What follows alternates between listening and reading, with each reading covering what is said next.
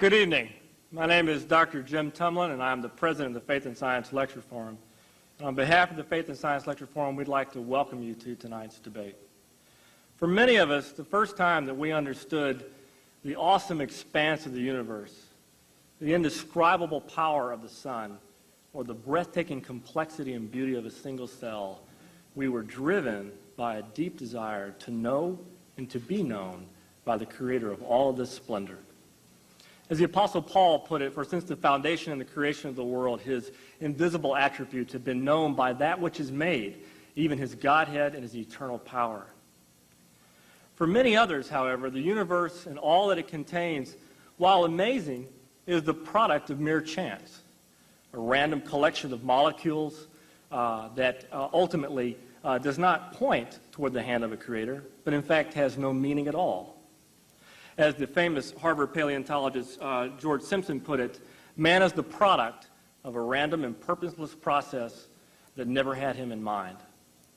As our knowledge of science has increased over the years, many of us have asked the question, did God create us in all that is seen, in him and through him? Or have we, by an innate fear or a need for significance and purpose, created God? Tonight we're going to address that question, a question that for most of us is most likely the most important question you will ever ask. Does God exist? And to do that in a thoughtful and rigorous manner, the Faith and Science Lecture Forum has invited Mr. William F. Buckley to moderate tonight's debate. Mr. Buckley was born in 1925 in New York City. He is a widely acknowledged author and lecturer. He is the recipient of over 38 honorary degrees from universities across the country, including the Presidential Medal of Honor in 1991. His recent book, Nearer My God, is a brilliant treatise of his own journey toward faith and ultimately underscores his ability to moderate religious lectures. And would you please welcome with me Mr. William F. Buckley.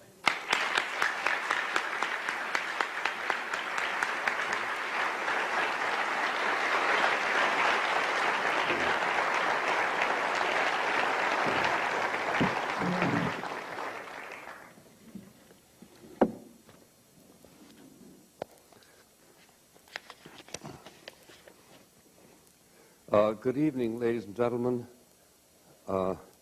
I'm happy to be a witness to the forthcoming exchange. I'm not renowned as a moderator, and wonder at the confidence of Dr. Tumlin in nominating me to moderate this titanic struggle. I will, of course, attempt to be scrupulously fair. I do this for professional reasons, but there is the further reason that to attempt to block either of the protagonists in pursuit of their arguments would betray my utter innocence of scientific abstractions, the mention of which prompts me to urge the eminent scientists, philosophers here, to talk to us, please, and to remember the gentle benefits of the idiomatic mode. We are gathered together tonight in an effort to communicate with one another, and to do this requires that we have a continuing idea of what it is that we're talking about. As you are aware, the argument is over whether the evidence for and against the existence of God ultimately prevails, whether the preponderance of evidence argues the existence of God. Professor William Lane Craig, believing, as he does, that it does prevail. Dr. Craig returned from a ministry in Belgium, resides in Atlanta, and continues to work in his various campuses. He received his doctorate in philosophy from the University of Birmingham, and a second doctorate in theology from the University of Munich. He has published an astonishing 89 papers in peer-reviewed journals. His latest book is called Reasonable Faith, Christian Truth and Apologetics. On the side of the devil is Peter Atkins. Dr. Atkins' doctorate is in physical chemistry from Lincoln College at Oxford. He also is a prodigious writer, having published 36 peer-reviewed articles, many of them designed to undermine a belief in a divine creator. He is an eloquent and learned advocate. Dr. Atkins has also done considerable work on his ministry over radio and television. The format calls for initial statements by the two contenders of 18 minutes each. They will be followed by 9-minute rebuttals. Now, I'm not going to pull a lever and cause the speakers to disappear into the bowels of the earth if they go 5 seconds over their allotted period. But if they do go a half-minute over, I will make my impatient presence, our presence, felt. So I do urge them to keep their eyes on the clock and urge you to pay close attention to them. Please proceed.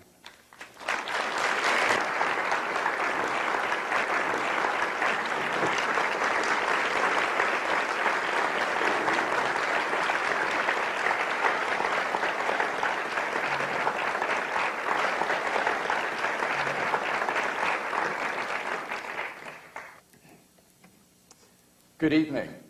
I want to begin by thanking the Faith and Science Lecture Forum for inviting me to participate in tonight's debate, and I'm delighted that you have come out on a stormy evening to think about this most important of questions with us tonight. Now, in tonight's debate, we've been asked to address two basic questions. One, what is the evidence for the existence of God? And two, what is the evidence against the existence of God? Now, with respect to that second question, I'll leave it up to Dr. Atkins to present the evidence against God's existence. But notice that atheists have tried for centuries to disprove the existence of God, but no one's ever been able to come up with a successful argument. So, rather than attack straw men, I'll just wait to hear Dr. Atkins' answer to the following question. What good evidence is there to think that God does not exist? So let's turn to that first question. What good evidence is there to think that God does exist? I believe that there are many reasons for the existence of God, but due to limits of time, I'm going to restrict myself to sketching briefly 5 reasons why I think God exists.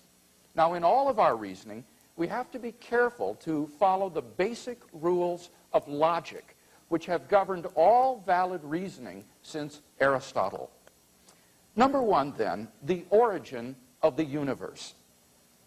Have you ever asked yourself where the universe came from? Why everything exists instead of just nothing? Typically, atheists have said that the universe is just eternal and uncaused. But the astrophysical evidence indicates that the universe began to exist in a great explosion called the Big Bang 15 billion years ago. Most laymen do not appreciate that not only were all matter and energy created in that event, but physical space and time themselves. This is of utmost importance, for it implies, as the Cambridge astronomer Fred Hoyle points out, that the Big Bang theory requires the creation of the universe from nothing. Now, this tends to be very awkward for the atheist. For as Anthony Kenny of Oxford University urges, a proponent of the Big Bang theory, at least if he is an atheist, must believe that the universe came from nothing and by nothing. But surely that doesn't make sense. Out of nothing, nothing comes. So where did the universe come from? Why does the universe exist instead of just nothing? There must have been a cause which brought the universe into being. We can summarize our argument thus far as follows. Premise 1, whatever begins to exist has a cause. 2, the universe began to exist. 3, therefore, the universe has a cause. Now, from the very nature of the case as the cause of space and time, this cause must be an uncaused, changeless, timeless, and immaterial being of unimaginable power which created the universe. It must be timeless and therefore changeless because it created time, because it also created space. It must transcend space as well, and therefore be immaterial, not physical. Moreover, I would argue, it must also be personal. For a changeless, impersonal cause can never exist without its effect. If the changeless, impersonal conditions for an effect are timelessly present, then their effect must be timelessly present as well. For example, the cause of water's freezing is the temperature being below 0 degrees centigrade. If the temperature were below 0 from eternity, then any water around would be frozen from eternity. It would be impossible for the water to just begin to freeze a finite time ago.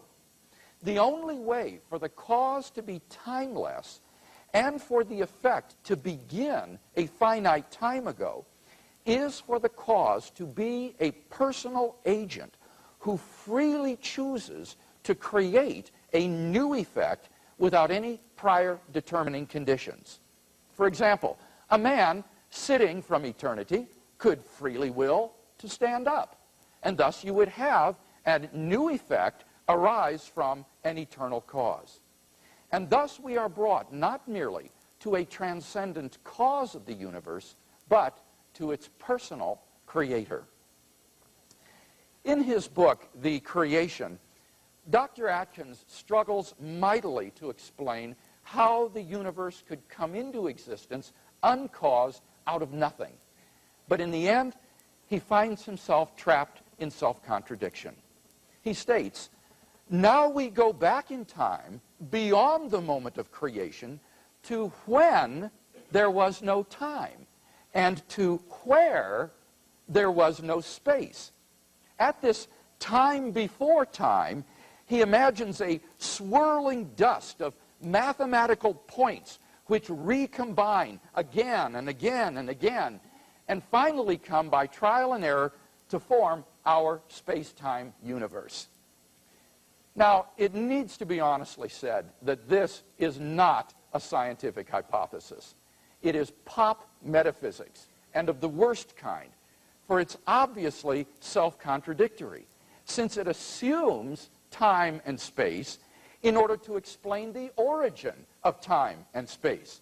As the scientist David Park writes, "It is deceptively easy to imagine events before the Big Bang, but in physics there is no way to make sense of these imaginings."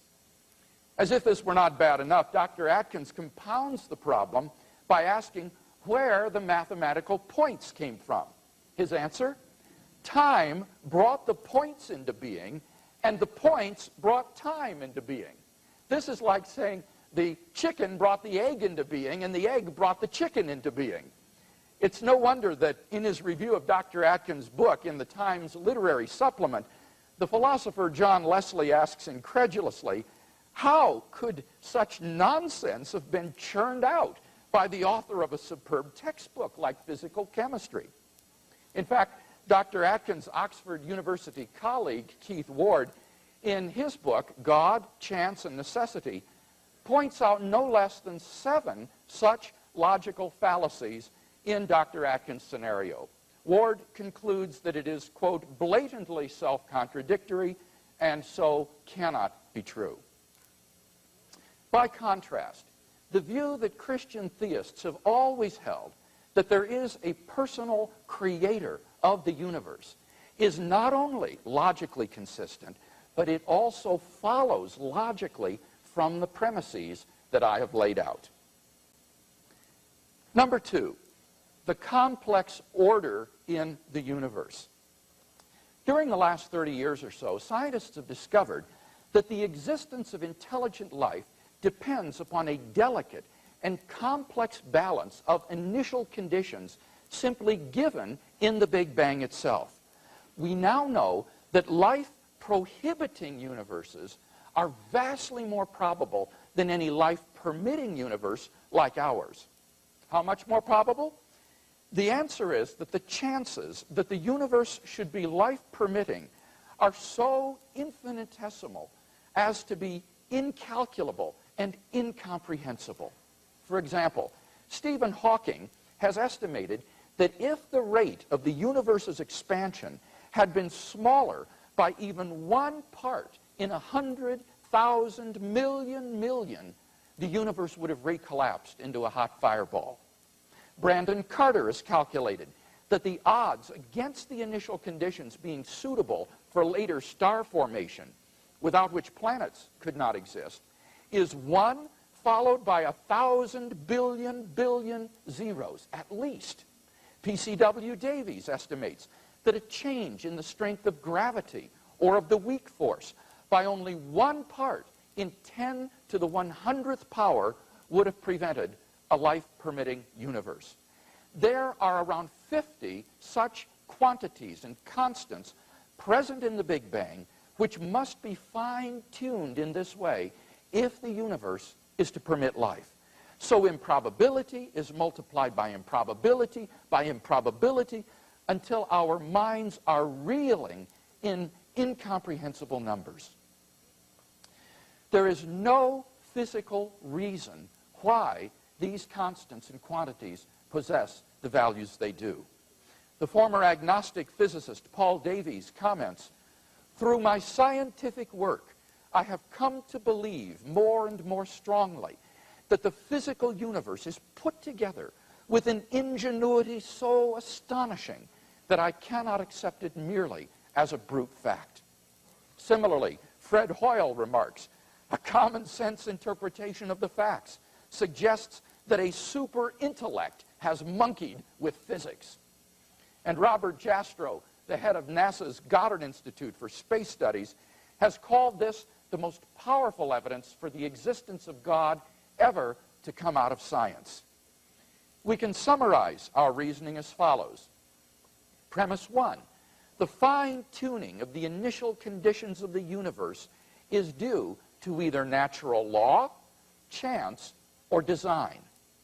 2, it is not due to either law or chance. 3, therefore, it is due to design. Number 3, objective moral values in the world. If God does not exist, then objective moral values do not exist. Many theists and atheists alike agree on this point. Michael Ruse, a noted agnostic philosopher of science, explains, "The position of the modern evolutionist is that morality is just an aid to survival and reproduction, and any deeper meaning is illusory."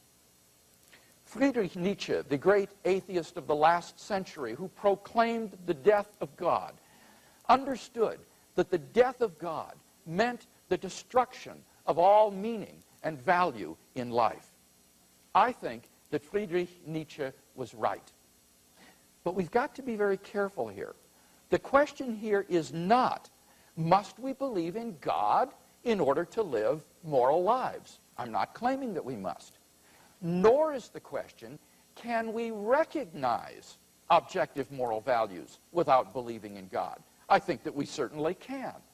Rather, the question is, if God does not exist, do objective moral values exist?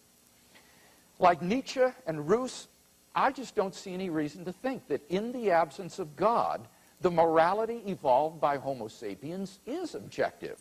And here Dr. Atkins would agree with me. He says, "I see no evidence for its absoluteness, and the ethics of a lion seem to be quite different than the ethics of an antelope. As for human beings," he says, "we're just slime on a planet belonging to one sun." On the atheistic view, then, some action, say rape, may not be socially advantageous, and so in the course of human development has become taboo. But that does absolutely nothing to prove that rape is really wrong. On the atheistic view, there's nothing really wrong with your raping someone. Thus, without God, there is no absolute right and wrong. But the problem is that objective values do exist, and deep down we all know it. There's no more reason to deny the objective reality of moral values than the objective reality of the physical world. Actions like rape, cruelty, and child abuse aren't just socially unacceptable behavior. They're moral abominations. Some things, at least, are really wrong.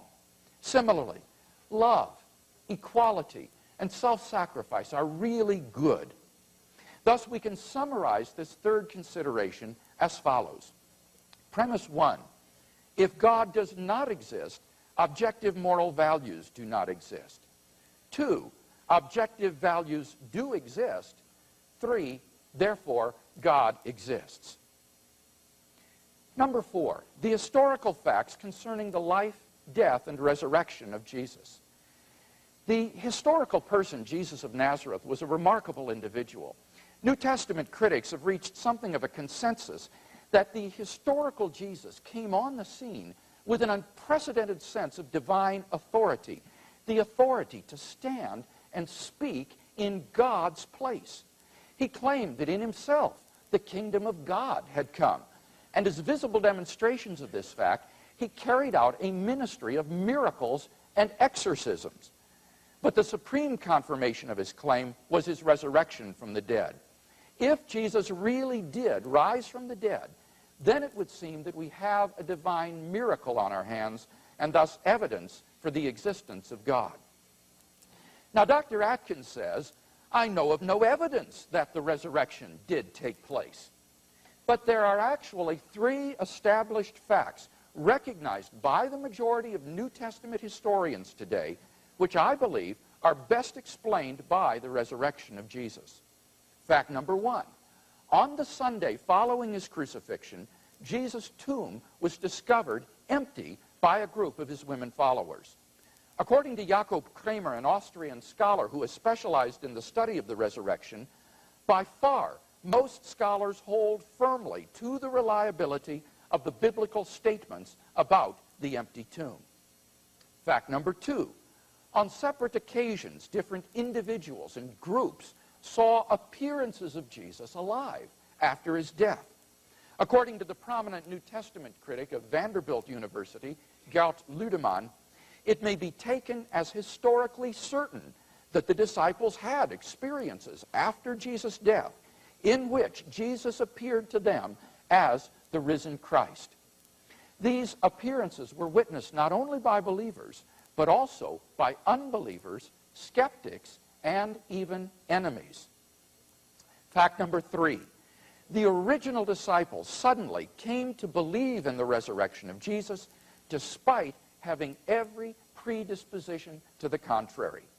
Luke Johnson, a New Testament scholar at Emory University, says, some sort of powerful, transformative experience is required to generate the sort of movement earliest Christianity was.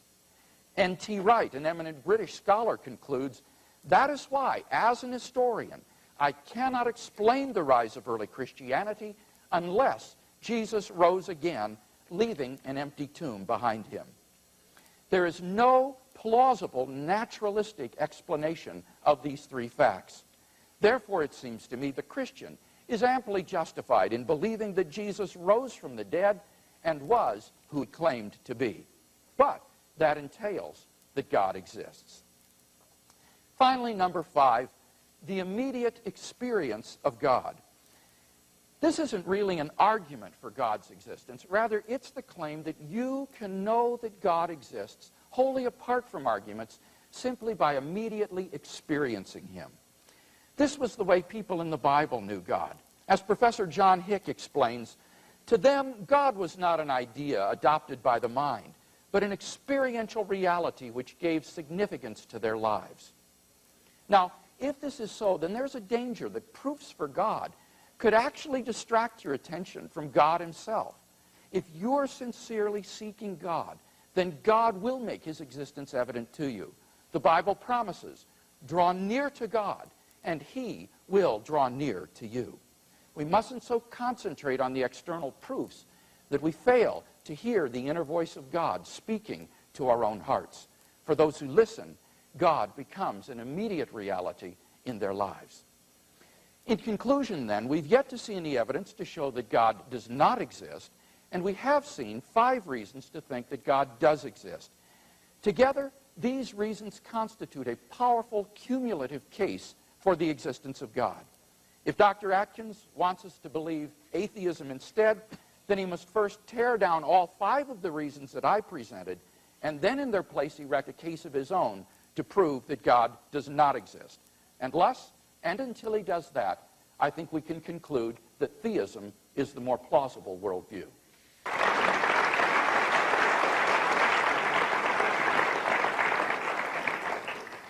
Dr. Atkins.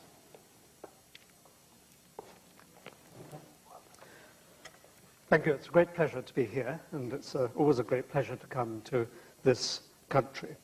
I come from a college in the University of Oxford that was founded 570 years ago when the Lollard heresy was proving a threat to both church and state. And the college was founded, and I quote from the founder's statute, to overcome those who with their swinish snouts imperil the pearls of true theology.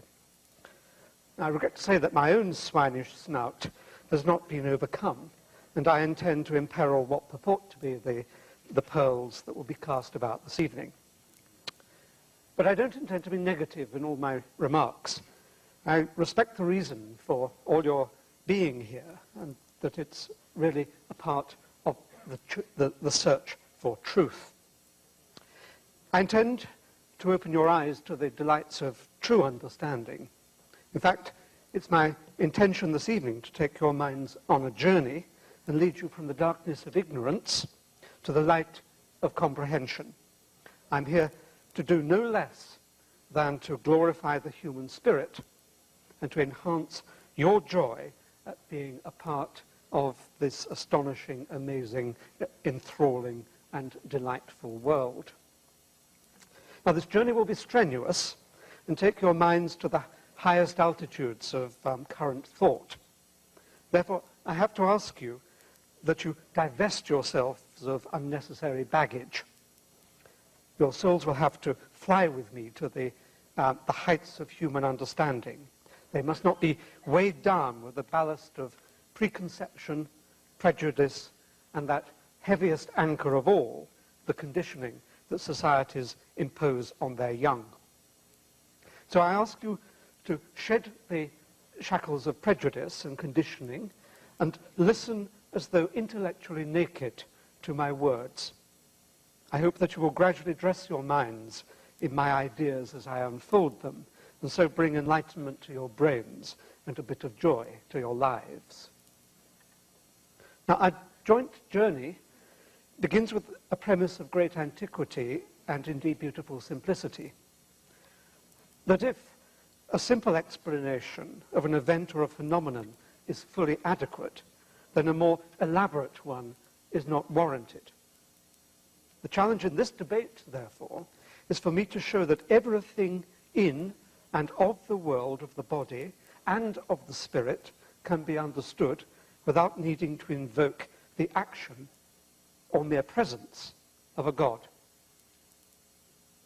Now, I have to stress that whereas the assertion of God as an explanation of anything has an air of sublime simplicity, that simplicity is an illusion.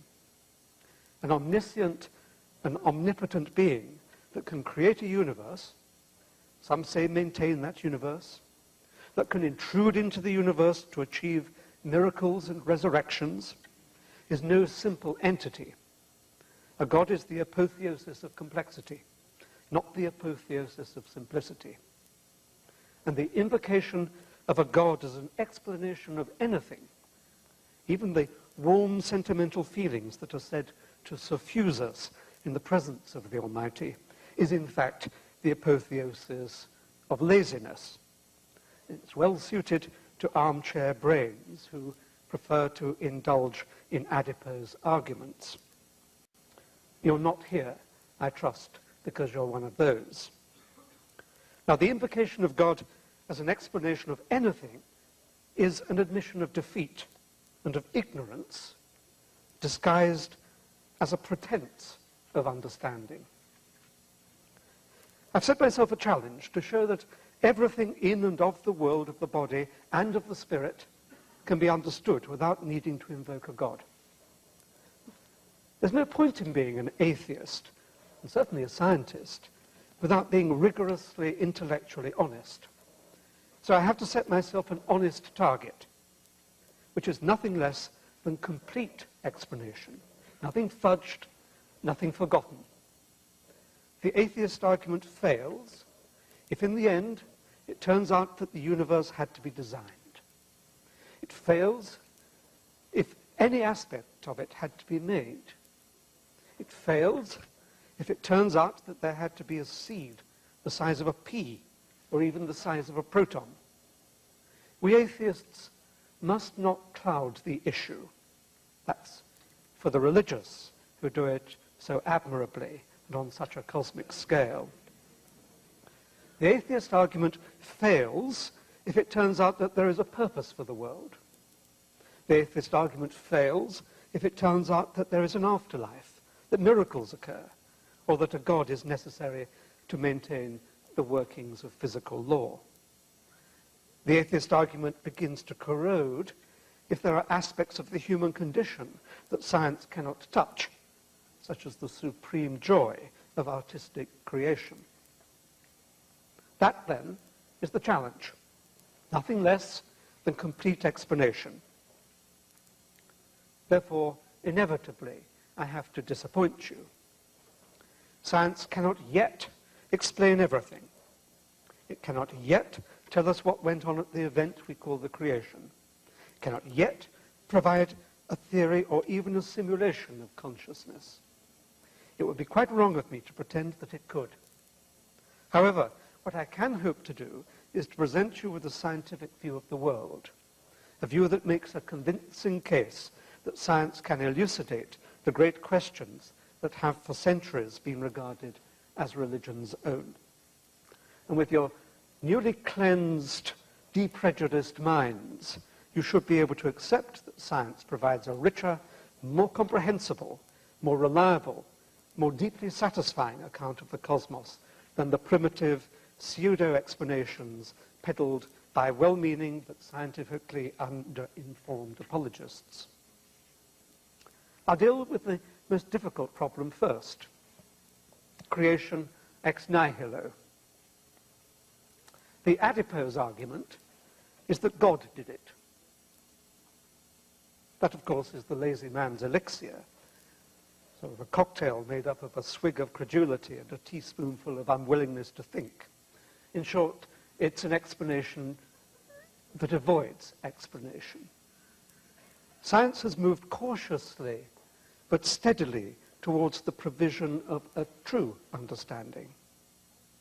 I will not bore you with accounts of the events after the Big Bang, which is now universally believed by scientists to be a broadly correct description of the events immediately following the creation.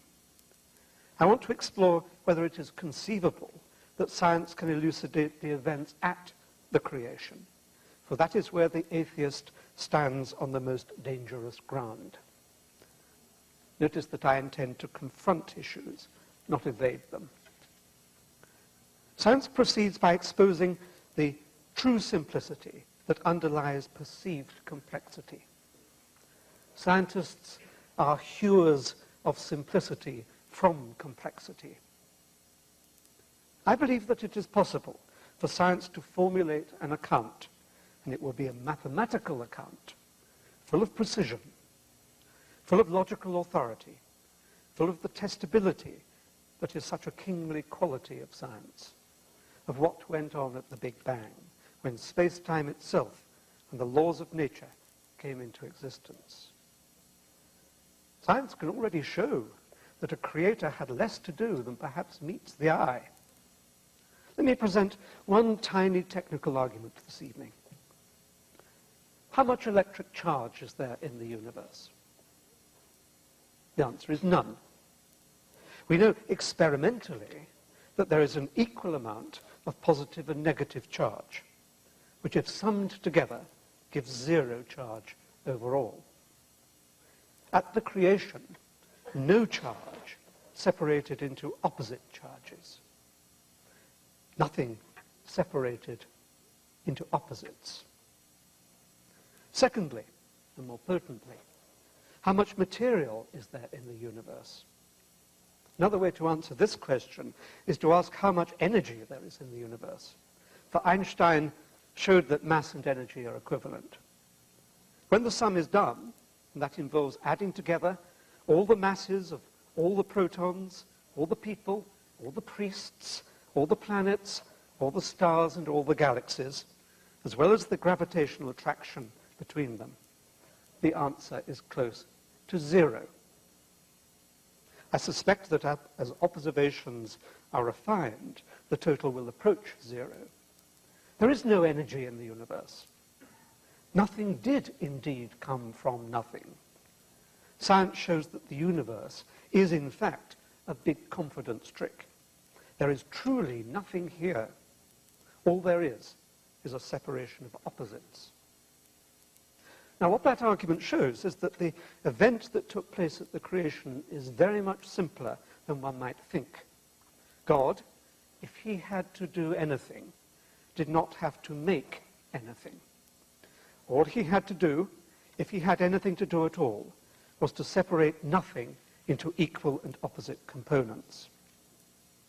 Now, that doesn't solve the problem of what went on at the creation, but it makes creation ex nihilo a far simpler process than you might have thought, for literally nothing had to be made. That argument at least diminishes God's role.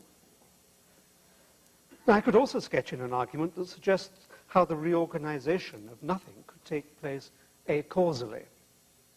There is, of course, no causality before the arena of space-time has been established, so it would be absurd to project backwards our familiarity with causality in our current arena and use it as an argument for God in an arena when space-time did not exist. No one knows how space-time came into being acausally, but there are hints. I would like to say what I think happened, but happily Dr. Craig has done that for me. But quite honestly, I don't think it matters what I think what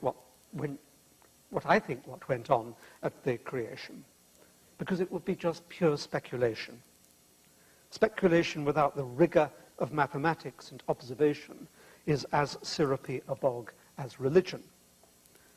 All I want to leave you with is the realization that the universe is an engagingly reorganized form of nothing, and that speculative acausal events are capable of seeing it come into being without intervention.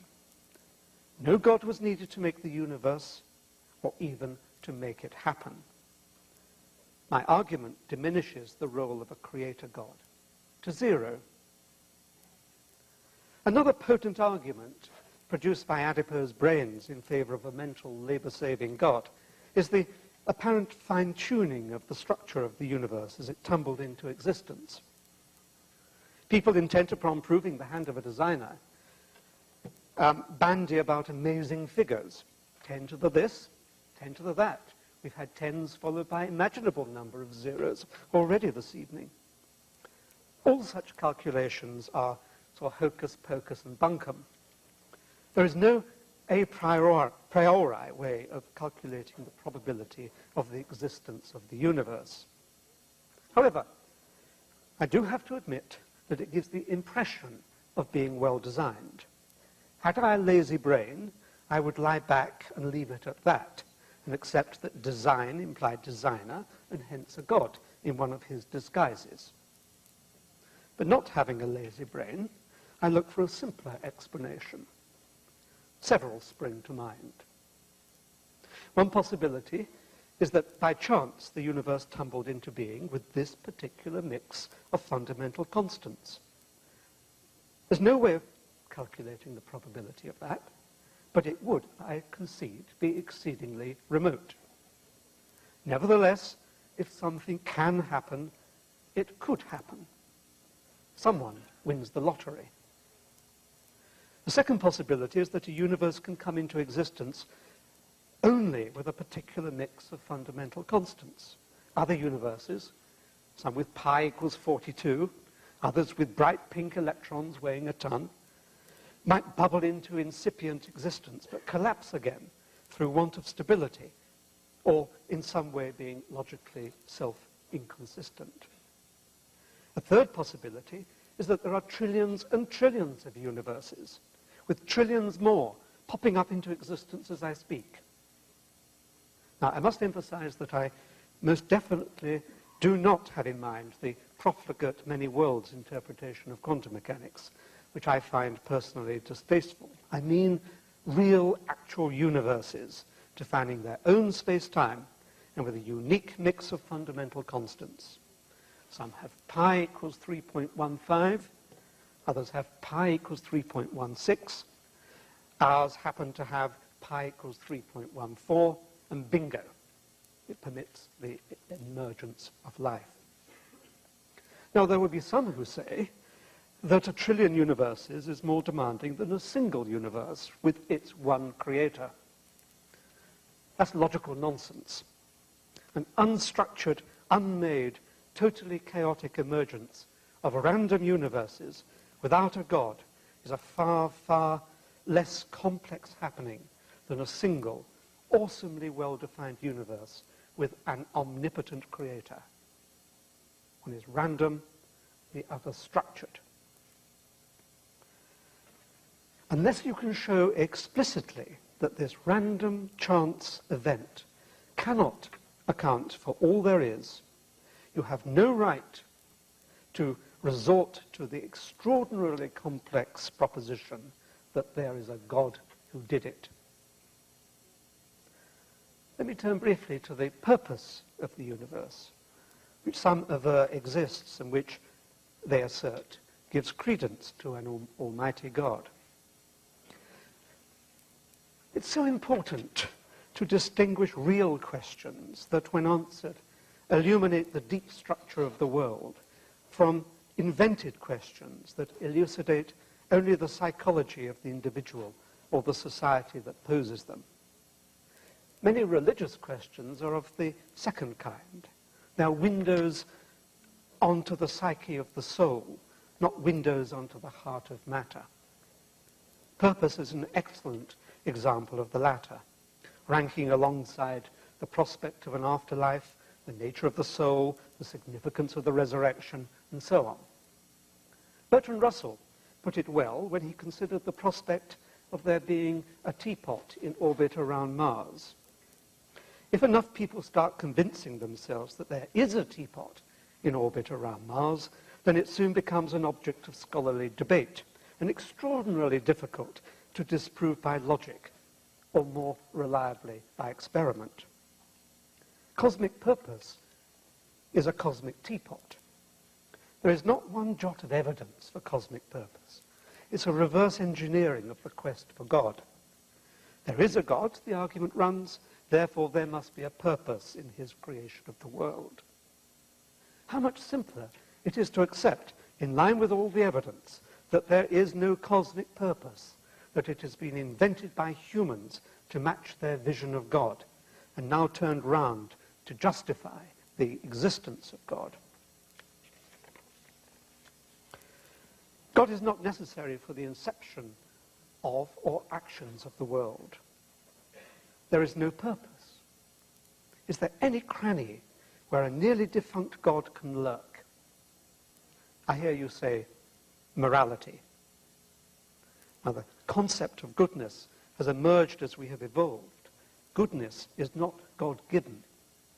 There is an innate genetic foundation of goodness, modulated by the intellect that we've developed. We have emerged from a past where the pressures of the hostile environment led to the operation of group activities that established unconsciously a social contract that secured us from our enemies. We fragile beings, on the whole, discovered that killing one another led to the collapse of the tribe. With the evolution of our massive brains, we could stand above the prospect of private and public carnage, and at least discuss it rationally, even though we continue to make misjudgments about its efficacy. There is no need to see the hand of God in this evolving pattern of behavior, unless you can show explicitly that evolution, allied with intellect, is an inadequate foundation for morality. You have no right to import the concept of God in the third of his disguises. I've spoken long enough this evening, but let me summarize my position. I cannot prove that there is not a God. The perception of God overwhelms any rational argument, for an omnipotent entity is the ultimate chameleon. However, I have tried to argue that the common purportedly rational reasons for believing in God are vacuous, for all the actions that God has been thought necessary for can be achieved without any intrusion into natural order. I ask you to discard your prejudices. Civilization and science have led you on a journey from bewilderment to maturity. It's time to respect the nobility of the human spirit, the awesome power of human comprehension, as expressed in that apotheosis of the Renaissance science. It's time to stand full square in front of this awesomely wonderful world and to accept that we are gloriously, gloriously alone. Thank you.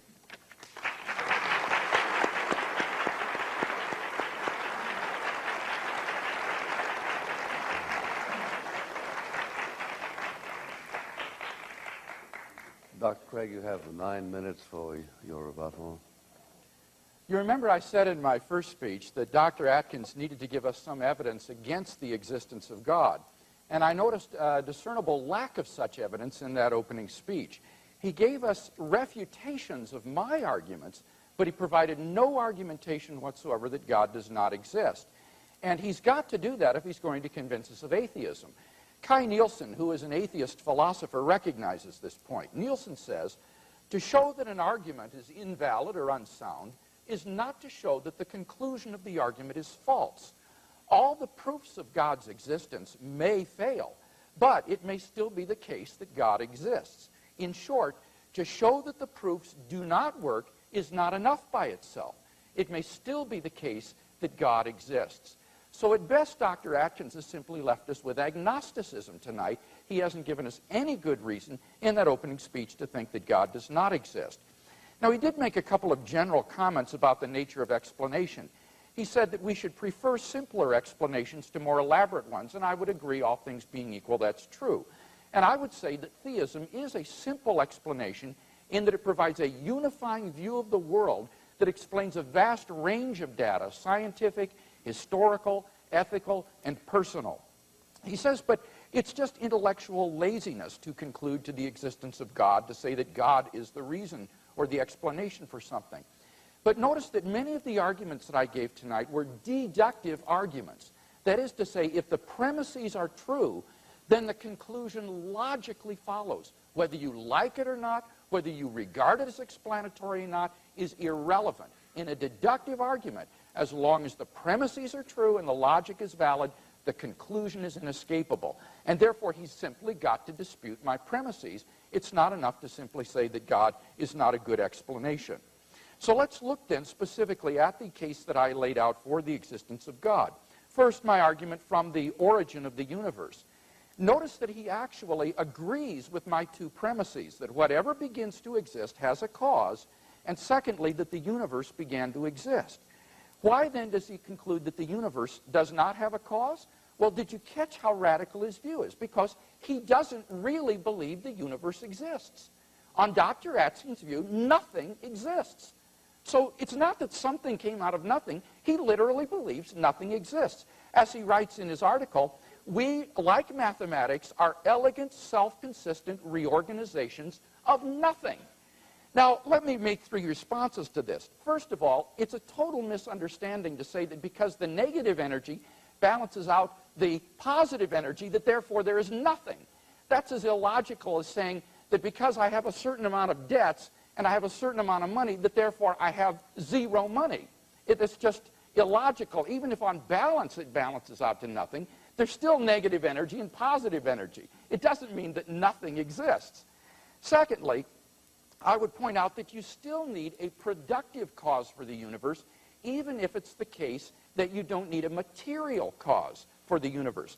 Christopher Isham, who is the leading quantum cosmologist of Great Britain, points out in his article, Cosmos and Creation, there is still a need for ontic seeding to produce the energy, even if on balance it is not. So you still need to have an ontic seed, a beginning, a cause, to bring the positive and negative energy into being, even if on balance it's not. But finally, as I say, his solution, I think, is simply absurd. His solution is that nothing exists. And that's simply absurd. I at least exist. As Descartes said, even when I doubt that I exist, who is there to do the doubting? I doubt, therefore I am. There must be something that exists. So I hope you understand how radical this alternative is. If honestly, the alternative to belief in the existence of God is to say that nothing is real, nothing exists, then I say let those who decry the irrationality of belief in God be henceforth forever silent, because nothing could be more irrational or implausible than that. Now, what about my second argument from the complex order in the universe?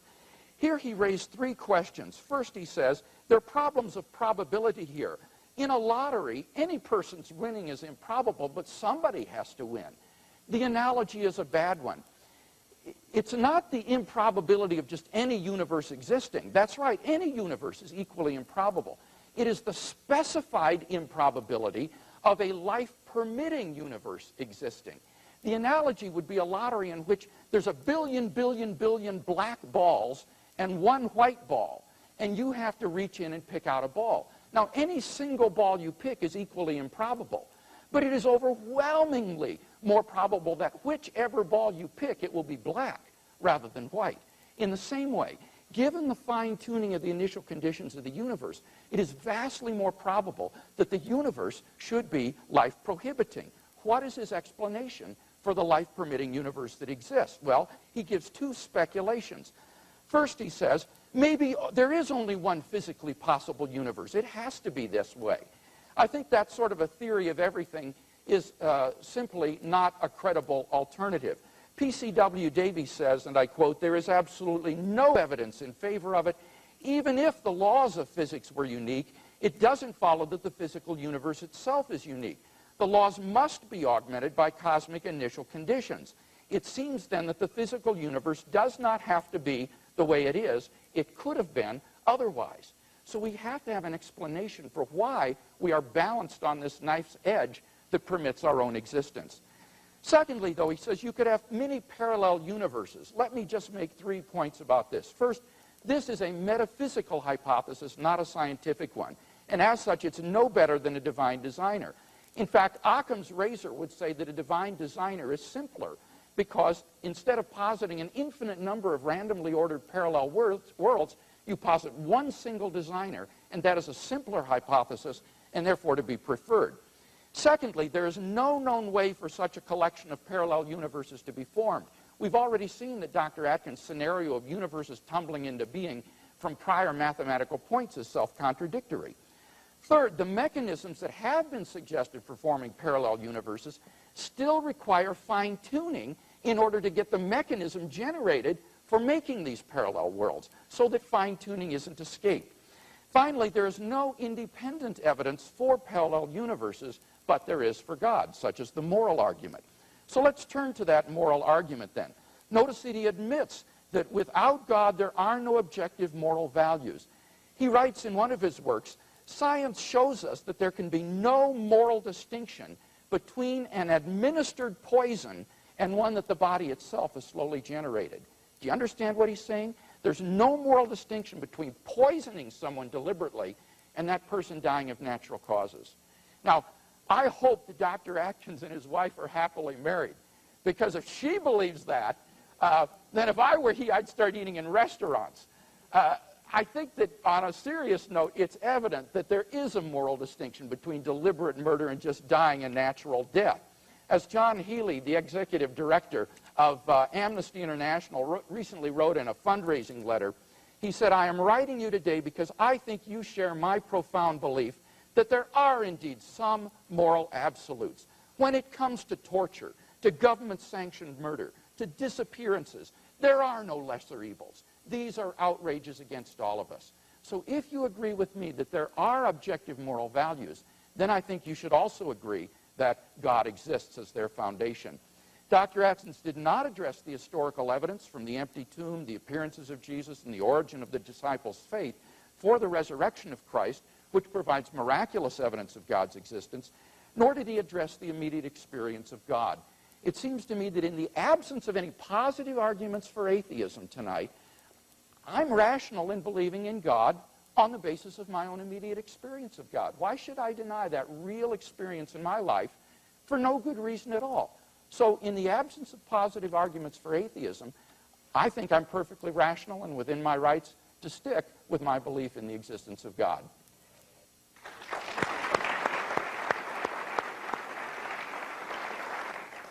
Dr. Atkins.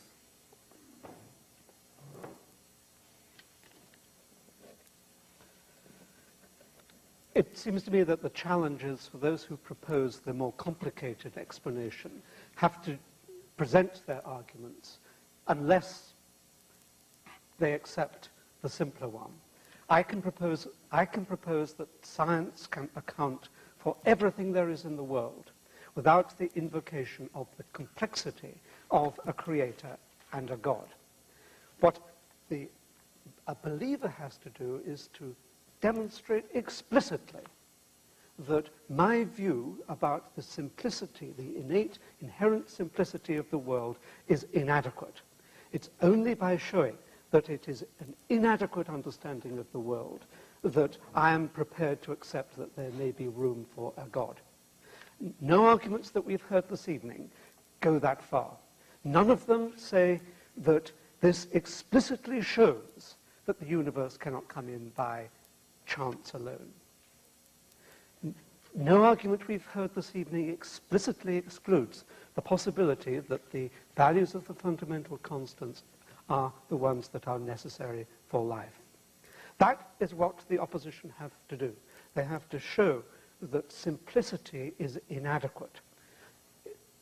Atheism is the more primitive, of course you would agree with that, atheism is the more primitive view of the world, which has to be displaced. It's only through historical accident that the belief in gods, which was engendered by the bewilderment of our ancestors as they dropped down from the trees and were surrounded by forces that they needed to cajole.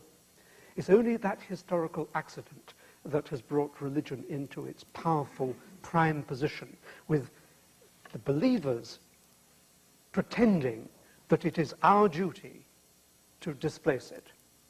That is not the case.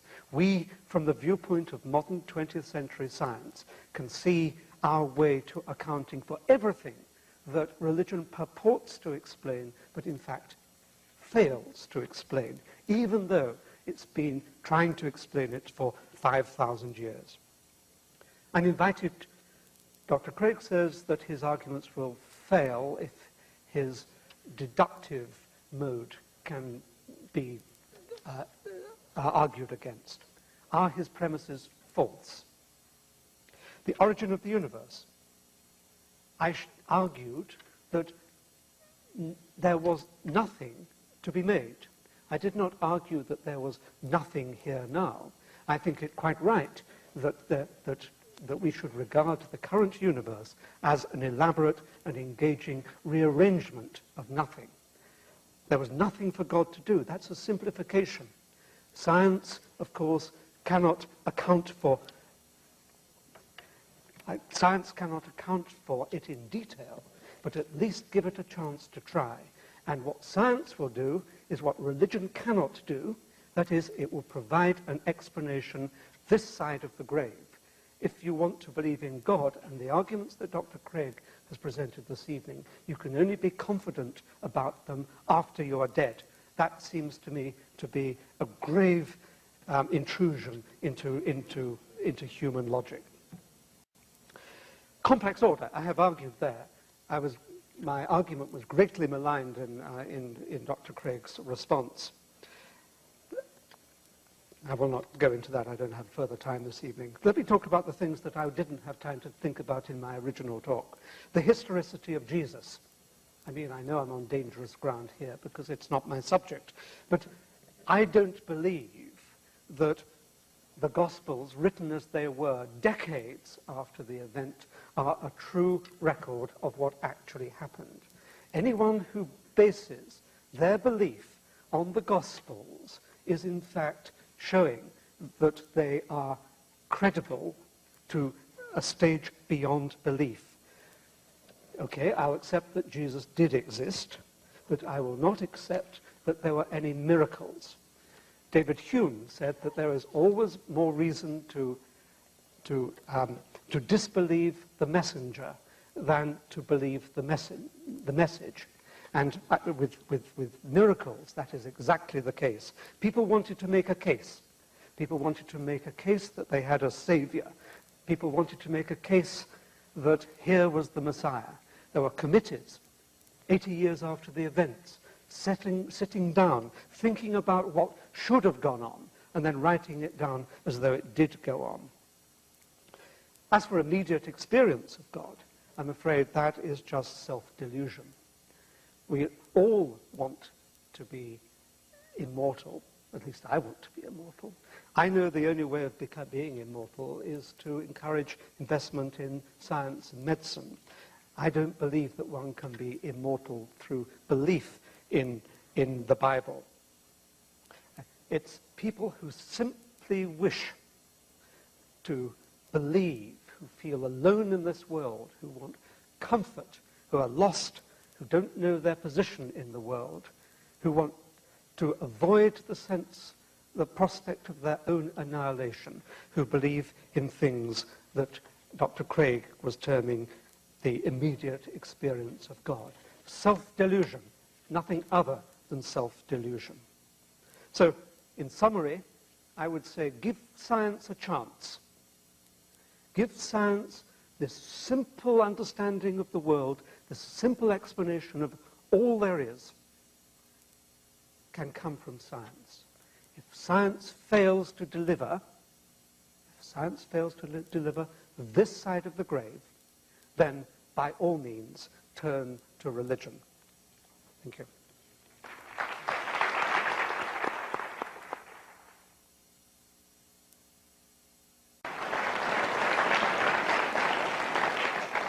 I think it'll be worth our while to spend a little while on the question of agnosticism. That was raised by Dr. Craig. The question was rather graphically put when he said the logician does not require that the existence of something depend on any proffered reasons as to why it ought to exist. That is to say, if something can exist, even when all of the known etymological reasons why it is asserted to exist are proved invalid. So let's begin by asking Dr. Atkins why there is that sense of certitude in his argument. One can understand why the Christian engages in certitude. You believe or you do not believe. But if you believe that God does not figure in the creation of the universe, why must you assert that when it seems to be so much more persuasive to say there is no reason to believe in God? I, under the circumstances, decline to clutch in with a believer. However, I acknowledge that the question is simply not closed whether one such exists. So tell me, Dr. Atkins, why do you need to affirm atheism rather than to admit the possibility of agnosticism? Well, you have to give intellect its opportunity. So you have to see whether science, in all its glory, can account for whatever religion has been trying to account for. and has so manifestly failed. Science has really emerged over the last 300 years and has made extraordinary progress in the last 100 years. When you say it's manifestly failed, manifestly is... Well, yes, of course it's manifestly failed. It says that there is an incomprehensible creator who made the world for reasons that we will never fathom, did it in a way that we will never know. That is nothing like an explanation. An explanation should be something that we, humans, with our extraordinarily powerful minds, can comprehend. To say that you will never comprehend this explanation annihilates the fact that it is an explanation. No, because as I understand, well, I'll let Dr. Craig speak for himself, the fact that the fact that we will never know does not mean that that which is not known can't in fact exist. Exactly. Say that better. It just leaves you with agnosticism. That's no proof that there is no such being. Okay, but I think you can prove that there is no God. I mean, it's not a well, what are your arguments for it's not a mathematical proof. I would not. You cannot possibly give a mathematical proof. Well, give any kind of argument. Okay, here's an any kind of argument. Everything that religion claims a God can do can be accounted for by science. So that's, if you like, the one branch of the argument. So that there is no need, there's no necessity for a God, because science can account for everything. On the other side of the argument is the reasons why people do believe in God. One can understand why people believe in God. It's a sense of being alone. It's a sense of bewilderment. It's a sense of wishing for power over other people. It's the worst of the reasons. It's simply a sense of bewilderment. It's a sense of being alone. And you would know these feelings far better than I, because you obviously believe in them. But there's taken together with a reason why people believe, desperate to believe, together with the fact that you don't need actually a God, in a sense amounts to an argument against the existence of God. Well, I guess I don't see that. I mean, why doesn't that commit the genetic fallacy of trying to say that by explaining how a belief originates, you thereby show the belief to be false? Even if it were true that belief in the existence of God were the product of fear and anxiety and so forth, which I don't for a minute admit, but even if it were, that's simply a genetic fallacy to say that because that's the way the belief originates, that therefore the belief is false. But that's only one half of the argument. I'm not saying that that alone is adequate, and I'm not saying that the fact that science can account for everything alone is also adequate. But taken together, the fact that science is omnipotent, and the fact that I can understand why people like you desperately want to believe in God, that is an argument against the existence of God. But two fallacious arguments put together don't make a sound argument, right? They are, but two legs are support. Yes, but the legs have to be sound. I mean, But these are sound. I mean, I'm arguing both the sufficiency and the necessity.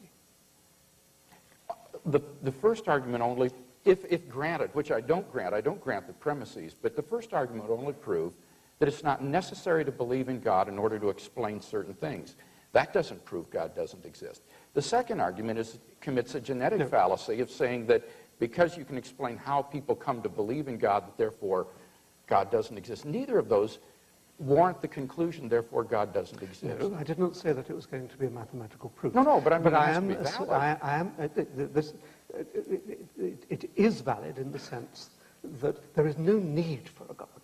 I mean, everything in the world can be understood without needing to invoke a God. You have to accept that that is one possible view to take about the world. Sure, that's possible. Okay. But do you deny that science cannot account for everything? Yes, I do deny that science So what can't it account for? Well, had you brought that up in the debate, I had a number of examples that I was going to give.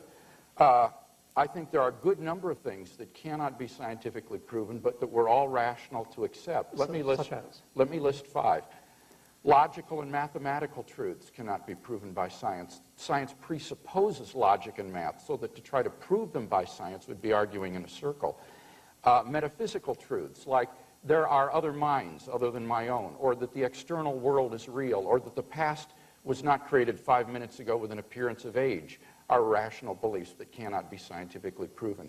Ethical beliefs about statements of value are not accessible by the scientific method. You can't show by science whether the Nazi scientists in the camps did anything evil as opposed to the scientists in Western democracies.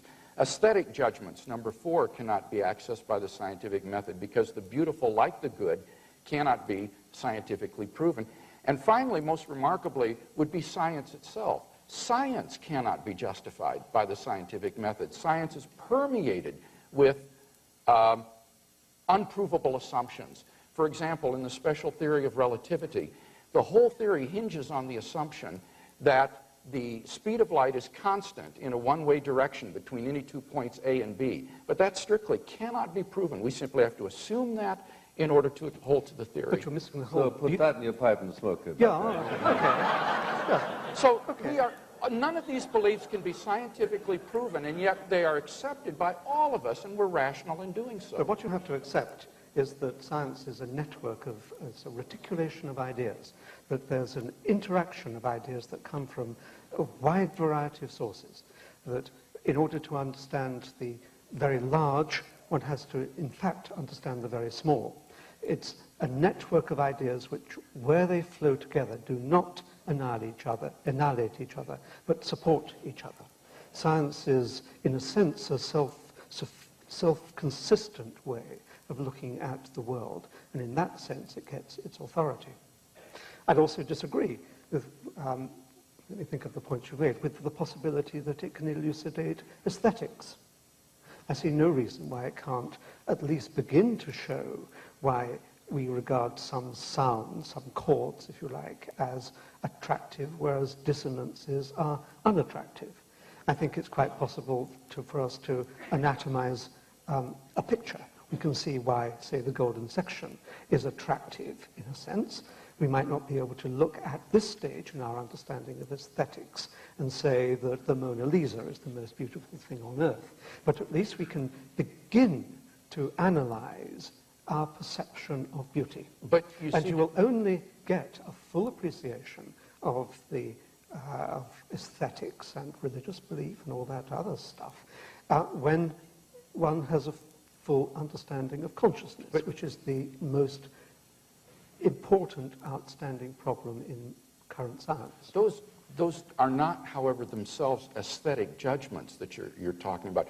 Those are judgments about why we perceive something to be beautiful and ugly. But that is not itself an aesthetic judgment. It's like the ethical. I think it's quite possible to build a machine that decides whether a particular chord is pleasant or unpleasant. But you'd have to trust the machine. No, you wouldn't. You'd have to train it, just as we are trained, just as we live up in a world full of Western music and a Japanese grows up in a world full of Eastern music. Yeah, so you actually change by a kind of neuronal network. We're instructed by conventional arrangements. Yeah, but aesthetics is largely convention. Just as ethics is largely convention. Those are statements which are not scientific statements. Those are philosophical statements about these subjects, which cannot be justified scientifically. But you can explore the origins of ethics. You can explore the evolutionary origins of ethics and see that they are conventions that have emerged under genetic control in part, but also by the application of our massive brains. At best, that would show how moral values... Next, after you finish this. All right. That would at best show how moral values are discovered, but it would not show that, therefore, moral values are invented or are mere conventions. That is a statement that is a philosophical statement that goes beyond the realm of science. Now, I want to, hardly to change the subject, but I don't want the entire half hour to go without having some recognition of Christ.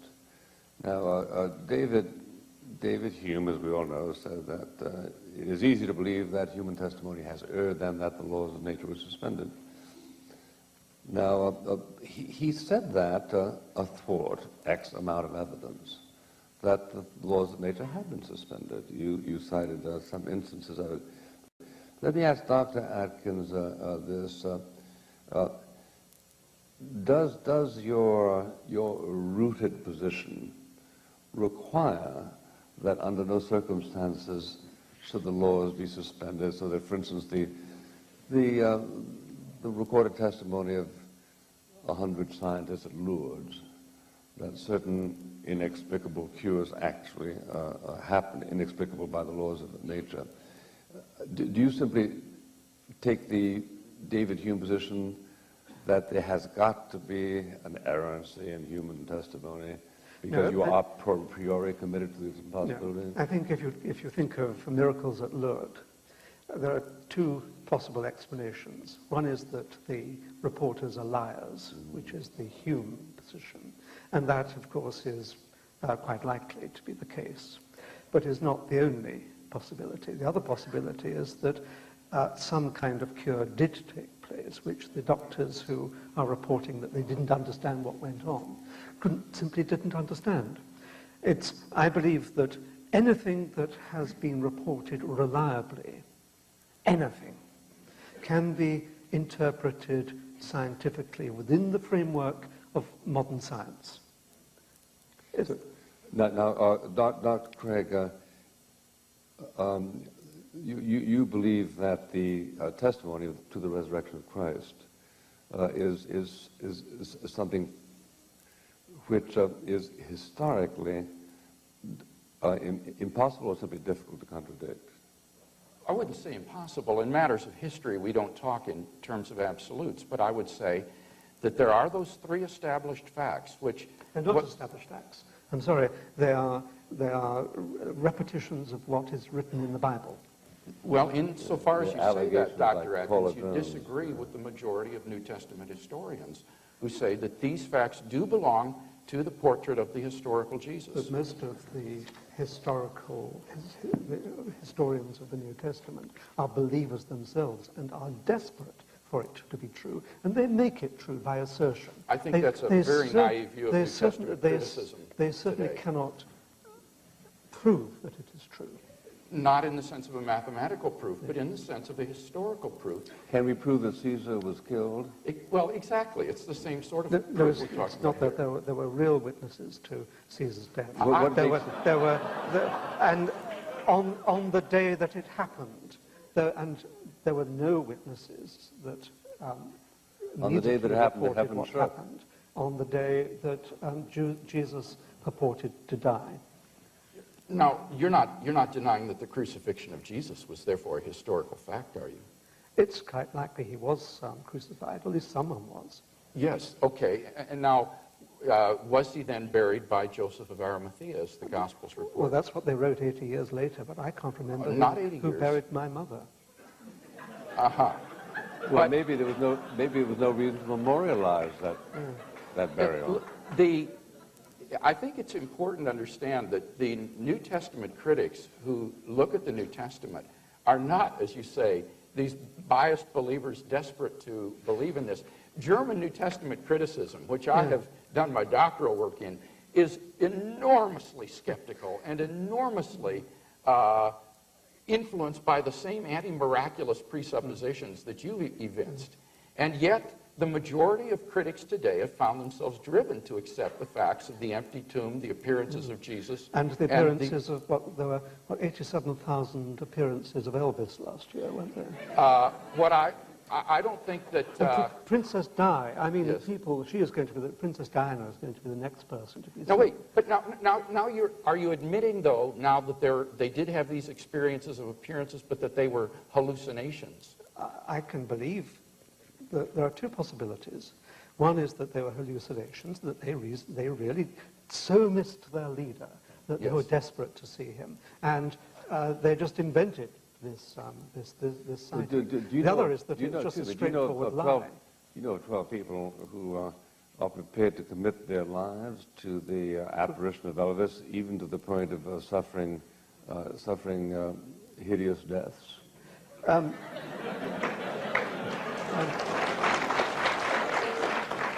I think that if and I note your impartiality in this debate, it's very impressive.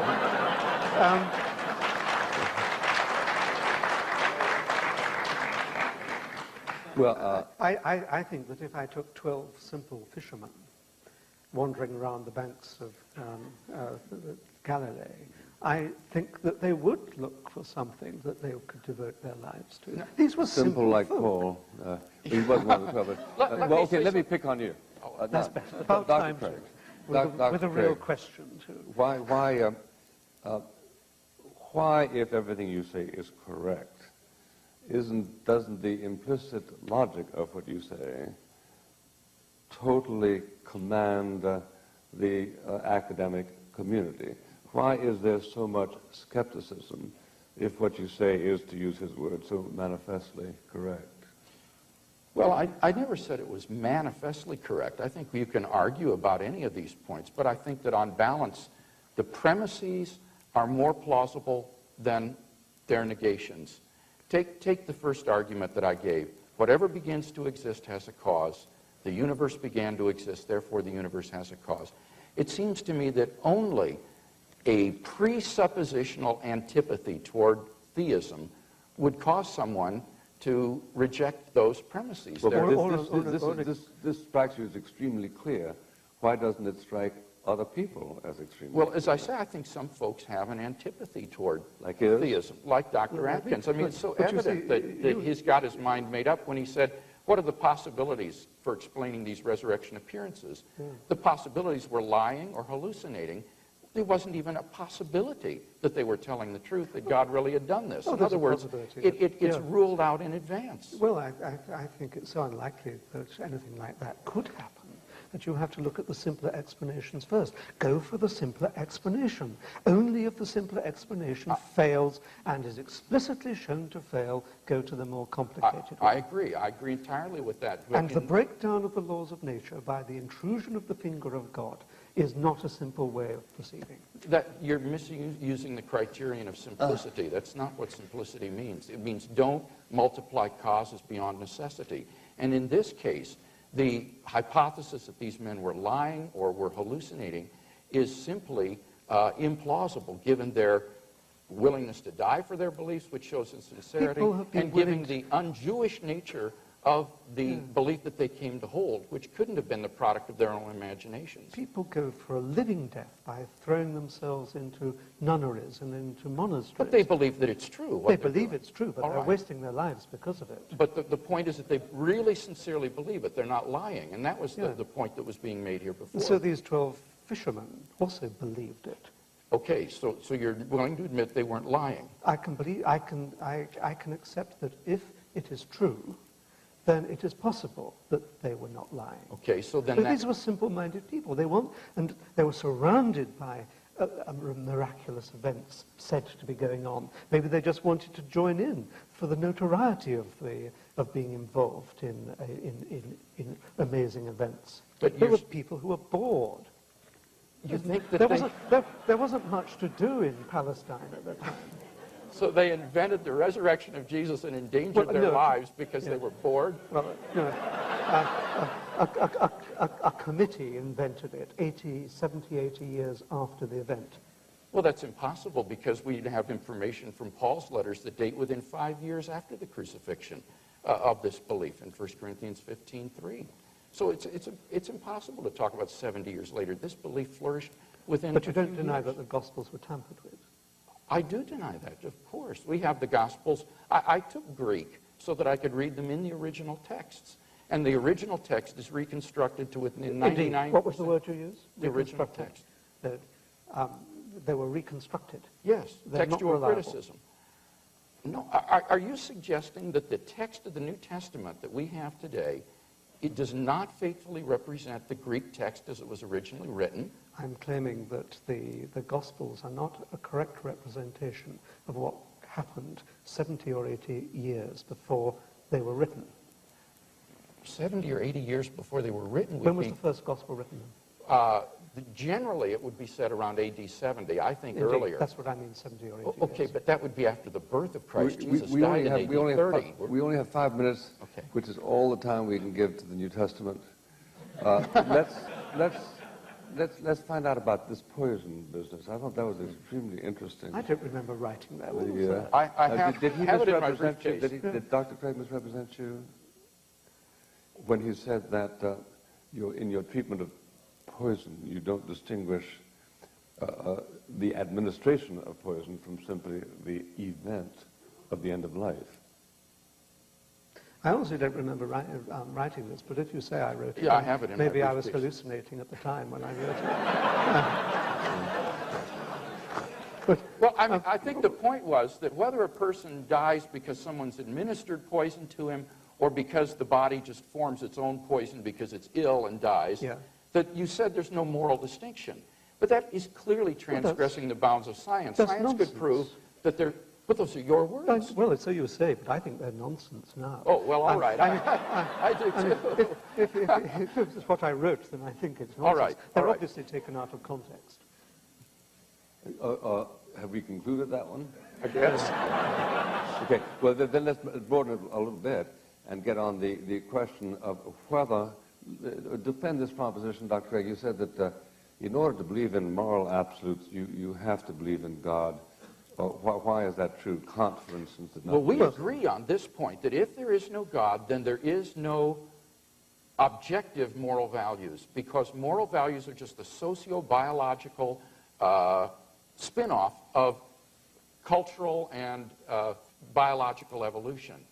But my argument is... Well, Kant, of course, Immanuel Kant argued that there is an autonomy of ethics, that ratiocination can actually parse. Now, Yes, though that's not an and issue that divides us here tonight, It's, so I think we should stick to... it's really the origin of ethics, and in my view, it's... No, it's not the origin, though, Dr. Atkins. It's their objectivity that's in question. I could admit that this is how our beliefs originate, but then that's the genetic fallacy again. If you say, because our beliefs originate in this way, that therefore the beliefs are false, that's simply a fallacious form of argumentation. And I would say there's no more reason to deny that there is an objective realm of moral values than the objective realm of physical objects. And any argument you could give me to be skeptical about the objectivity of moral values, I could give a parallel argument why we should be skeptical about our sensory intuitions and doubt that there is an external But it world. comes back down to whether you will accept a simpler explanation or whether you insist upon there being a more complex explanation. That's all it comes down to. It comes down to management that. says we have to quit, sorry. It comes down to that at every stage of your argument. So we figured out the rational reasons why Romeo fell for Juliet? Yes, I think you can. I think you can begin to understand why one person might fall in love with another. Thank you very much. And now we're going to hear some closing comments before the questions from the floor, beginning with Dr. Craig for 7 minutes, and then Dr. Atkins for 7 minutes. In my closing statement, I would like to draw together the threads of this debate and summarize the arguments that have been presented. The question facing us tonight was, what was the evidence for and against the existence of God? And I think it's been very evident in tonight's debate that Dr. Atkins, by his own admission, has been unable to shoulder his share of the burden of proof in providing any argument, any evidence against the existence of God. He's only been able to argue that the God postulate is unnecessary or that my arguments do not prove God. But remember, as Professor Nielsen stated, the failure of an argument to prove a conclusion doesn't show that that conclusion is false. So even if all my arguments fail, at best we're left with agnosticism. And we have not heard any evidence tonight that God does not exist. Now, what about the arguments I gave that God does exist? Well, I think that these arguments still stand. First, the argument from the origin of the universe. We saw that Dr. Atkins agrees that whatever begins to exist has a cause. Secondly, the universe began to exist. He agrees. He doesn't agree that the universe has a cause, however, because he doesn't think that the universe exists. He thinks there is nothing. And I pointed out why this is fallacious. First of all, it is fallacious because even though you have a balance of positive and negative energy, that doesn't mean that there is therefore no energy. If you have a jar of electrons with negative charge and a jar of positrons with positive charge and they exactly cancel out, does that therefore mean there is no energy? Well, obviously not. There is still something. Secondly, I quoted Christopher Isham to point out that even if there is no material cause of the origin of the universe, you still need to have a productive cause to bring the positive and negative energy into being, and he doesn't deny the point. Thirdly, I argued that if Dr. Atkins really is saying that nothing exists, then this is self-evidently absurd, because I at least exist, and that's undeniable. If he backs off and says, however, no, there is something now, then the argument comes into play that if there is something, that whatever begins to exist therefore has a cause. There must be a transcendent cause of the universe. And I argue that this cause must be timeless, changeless, immaterial, and personal. None of those arguments were ever attacked tonight. So I don't think that Dr. Atkins has succeeded in proving that God does not, or rather that my arguments fail to show that God exists. On the contrary, all he's offered is a self-contradictory alternative, metaphysical mumbo-jumbo about mathematical points coming into existence and bringing space and time into being, an account which simply cannot be true. Secondly, what about the complex order in the universe? I argued, number one, that the fine-tuning of the initial conditions is due to either law, chance, or design. Secondly, I argued that it's not due to law or chance. I pointed out that his reasoning to try to show it could be by chance was simply based on an incorrect analogy concerning the lottery. He didn't deny the point. I gave 4 reasons why the God hypothesis is superior to the many worlds hypothesis. He didn't offer any refutation of any of those. And finally, I argued that there is no theory of everything that would show that in addition to natural laws, that these initial conditions and quantities are physically necessary. So that the design hypothesis is really the only explanation that seems to be tenable. There is an intelligent designer of the world. Thirdly, I argued that the presence of objective moral values points to God. We agreed that if God does not exist, then objective moral values do not exist. But I argued, secondly, that it's evident that there are objective moral values. Remember John Healy's statement about torture, government-sanctioned murder, what the Nazis did in the Holocaust, ethnic cleansing in Bosnia, the killing fields of Cambodia. It seems to me that it is evident that there is really right and wrong. And if that is true, and if you agree with that point with me tonight, then you will agree with me that therefore God exists. Fourth, as to the life, death, and resurrection of Jesus, Dr. Atkins simply said that we shouldn't believe the messenger. We should always disbelieve the messenger rather than believe the miracle. And it seems to me that this is simply an incorrect and fallacious argument. The hypothesis that God raised Jesus from the dead is not improbable. What is improbable is that Jesus rose naturally from the dead. And I would agree with him that any hypothesis is more probable than that. Conspiracy, illusion, lying, anything is more probable than that the cells of Jesus' body all spontaneously came back to life again. But that's not the hypothesis. The hypothesis is that God raised Jesus from the dead. And I don't think he's shown that that is improbable. Indeed, given the specific evidence agreed to by the majority of New Testament historians, I think that it is quite probable that, in fact, Jesus rose from the dead. R.T. France, who is a New Testament scholar at Oxford, makes the following point. He says, ancient historians, Greco-Roman historians, have sometimes commented that the degree of skepticism with which New Testament scholars approach their sources is far greater than would be thought justified in any other branch of ancient history.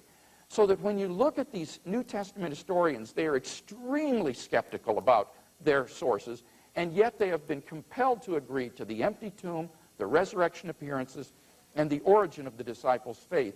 And I know of no plausible naturalistic explanations for those facts. Finally, number 5, the immediate experience of God. Dr. Atkins says, well, this is just a self-delusion. Well, I invite him to prove this. Will he appeal to Freudian psychology? This is clearly jaded and out of date. What will he do to prove that it's delusory? Until he can give me some reason to think God doesn't exist, Why should I think my experience of God is delusory? In fact, I myself wasn't raised in a church-going home or in a Christian family. But as a teenager, I began to ask the big questions in life about the meaning of my existence, the purpose of life. And in the search for answers, I began to read the New Testament. And as I did, I was captivated by the person of Jesus of Nazareth. There was an authenticity about this man, a ring of truth about what he said that gripped and captivated me. And to make a long story short, after about 6 months of the most intense soul-searching, I just came to the end of my rope and I cried out to God. I experienced a sort of spiritual rebirth in my life, and God became an immediate reality to me, a reality which has never left me as I've walked with him day by day over the last 30 years. And I want to encourage you as I conclude tonight that if you're seeking for God in that same way, you do the same thing I did. Pick up the New Testament, begin to read it, and ask yourself, could this really be true? I believe it could change your life just as it changed mine.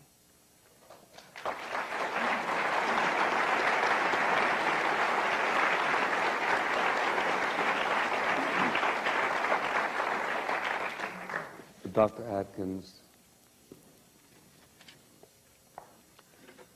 Well, I'm used to hearing travesties of the arguments that I presented, and that was, I think, a pretty fair travesty of what I actually said.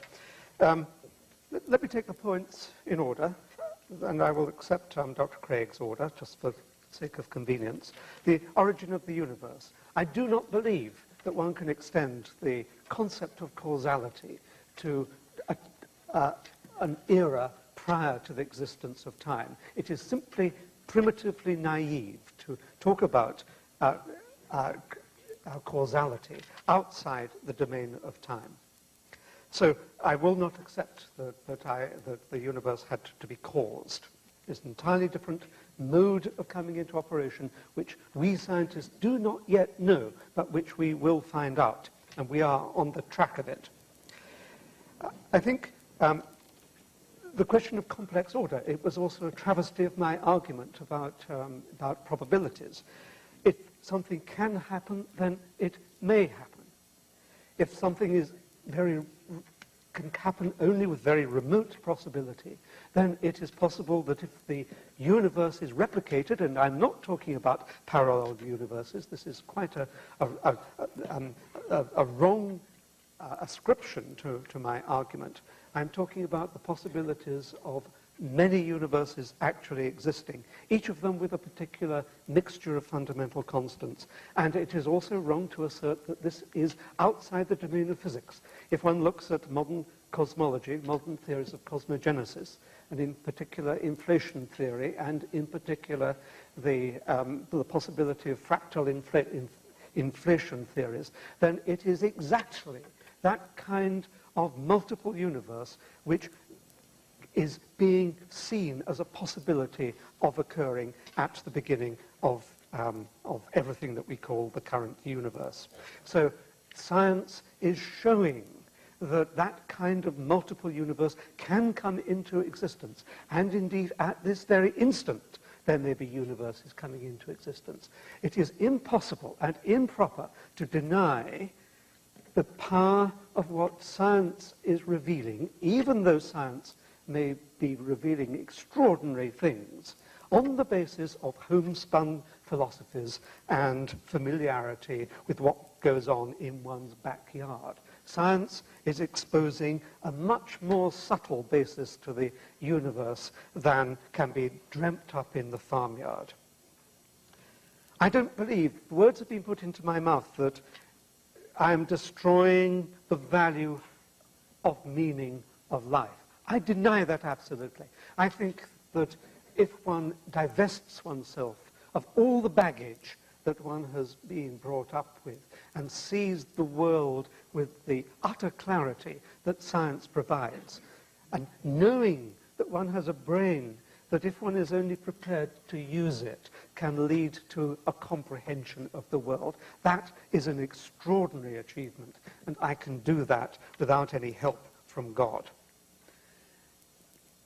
My central point, though, is that it is up to believers to prove explicitly that my bony view of the world, bony in the sense that it's very simple, starkly simple, is an inadequate theory of all there is. Before you can move on to the stage where you say, it must be God who did it. It must be God who caused it. It must be God who gives us morals. It must be God who got Jesus out of the tomb. What you have to do is to prove beyond any doubt that the simple view that all this can happen through the agency of physical law, you have to prove that that is inadequate. I have not heard that tonight. All I have heard is the assertion that God is there doing it. And I think that that is a dereliction of the power of human comprehension and an abnegation of the human intellect. I think we ought to give praise not to the Lord, thank goodness, but praise to ourselves that over the centuries, and particularly the last 300 years, as we brought scientific observation, mathematical rigor to bear on our analysis of events in the world, that we have got within an inch or two of understanding the great problems that have puzzled people through the ages. I am proud to be alive at this part of the 20th century, where I am on the brink of understanding everything. And I commend you to use your brains, because your brains are the most wonderful instruments in the universe. And through your brains, you will see that you can do without God. Thank you.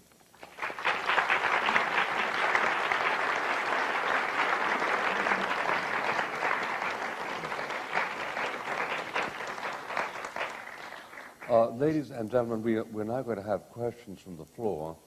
So let's have a question for Dr. Craig. Who would like to ask Dr. Craig? Yes, sir.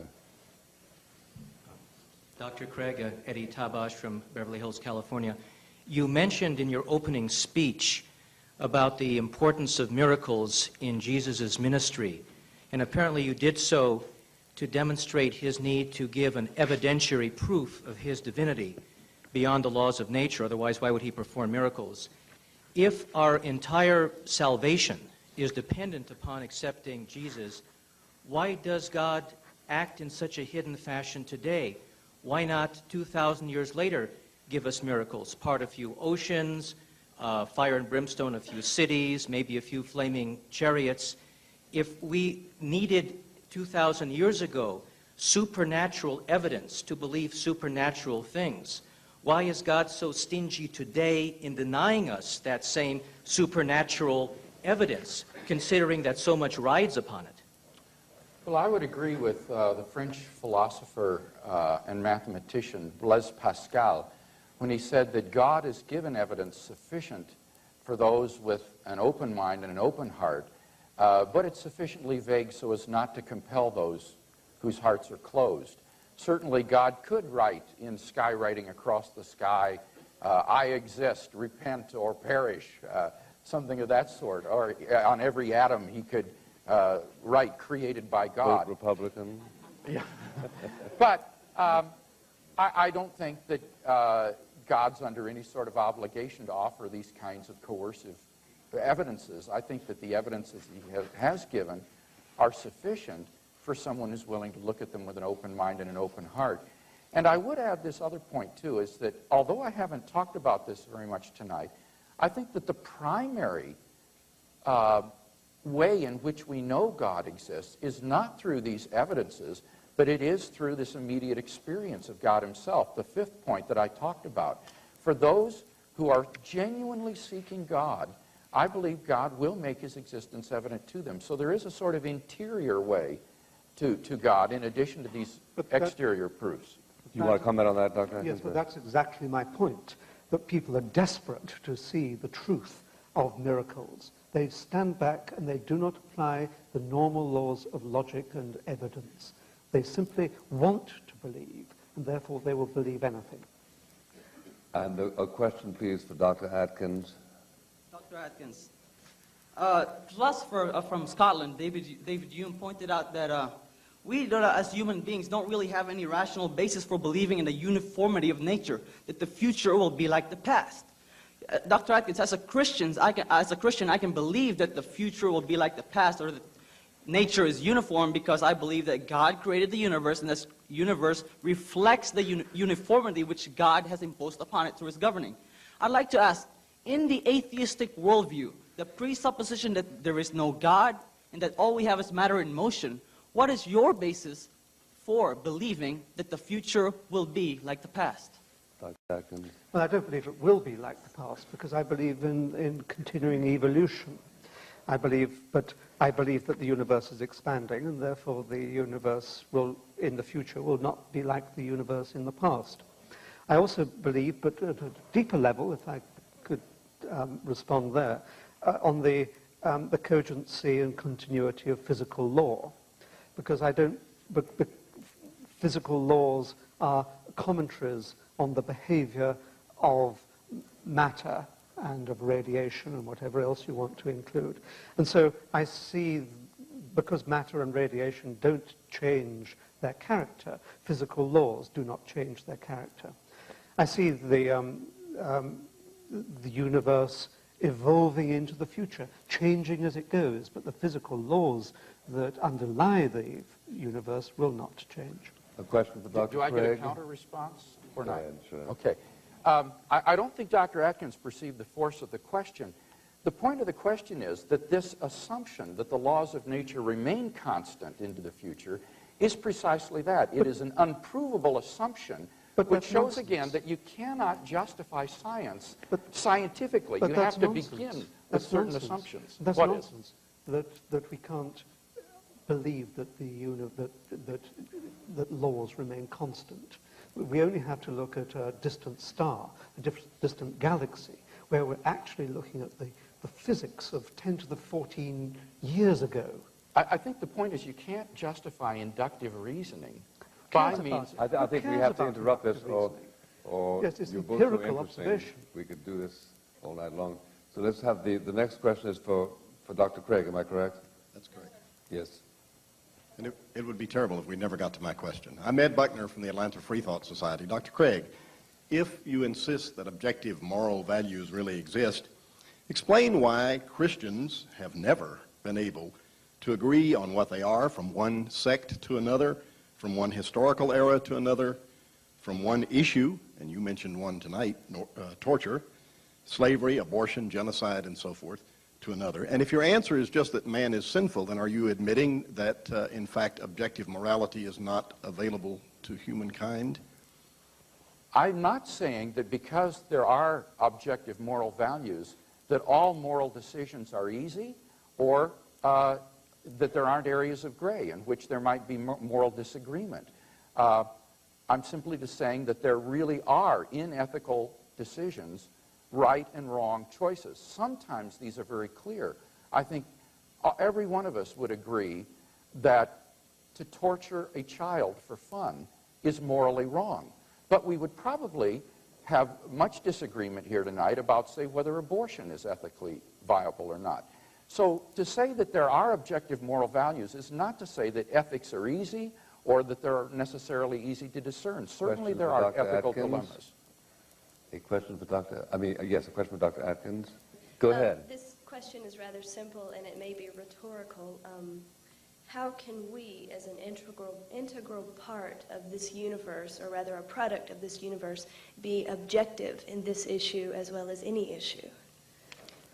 Are you interested in objectivity tonight, Dr. Atkins? Yeah, I'm interested in objectivity. I think it's amazing that science is a route to objectivity. That is its secret. I think religion depends upon subjectivity. Science is a mechanism for achieving objectivity. It stands back from, it's a public procedure, and that's the remarkable difference between it and religion. It's public, it's transnational, it's transcultural, and it's rooted in the logical power of mathematics. So it is And we've seen how far it has brought us in 100 years. Question for Dr. Craig. Yes, hello.